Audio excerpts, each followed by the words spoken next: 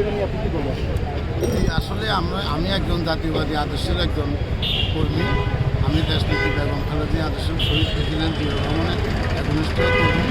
দেখেন, এখানে যারা আছে সবাই জাতীয়তাবাদী পরিবারের সদস্য। আমি মনে করি আমি যে পদে আছি এটা এমন না। দেখেন, আজকে আমার নেত্রী একা নয়, উনি 18 কোটি মানুষের নেত্রী। উনি আজকে সারা বাংলাদেশের নেত্রী। দেখেন, এই দেশে বহু দলীয় অনেক দলের প্রধান ছিল বা মারা গেছে।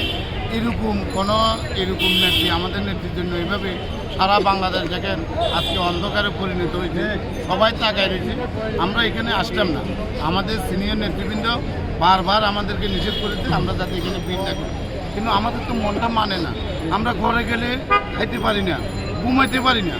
অনেক আপনাদের কিছু আমি বলতেছি কিছু গুজব মিডিয়াতে ওরা মাঝে মাঝে কিছু প্রচার করে যে আমাদের নেত্রী নেই। এই জন্য আমরা নিজের স্বইচ্ছা আমরা নিজের কানে চোখে আমরা দেখার জন্য শোনার জন্য এখানে অপেক্ষা করি।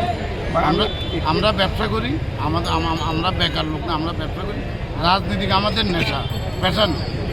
এতএব আমাদের নিজের কানে এখানে আসতে অন্তত ম্যাডামের শ্বাস প্রশ্বাসটা আমাদের গায়ে যাতে আসে আমরা নিজের চোখে কানে শুনতে আমরা এখানে অপেক্ষা করি। ভাই আমি একটু বলি, আমি পরশুদিন এসেছিলাম এখানে পাশে ওষুধ কেনার জন্য। পরে আমি যখন এসে দাঁড়িয়েছি আমি কিন্তু কিছু বলতে চাইনি।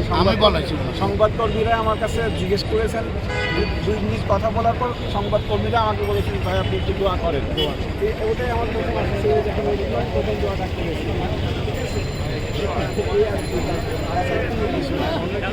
আর আমার বাসাটাও বসুন্ধরার ভিতরে, বসুন্ধরা বাসাতেই আমার বাসা, জি ব্লকে আমার বাসা।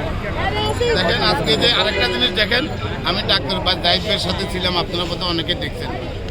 উনি আমার বড় ভাই, ওনার সাথে আমরা আসো, এই জন্য আমরা আমাদের মিডিয়াতে আসা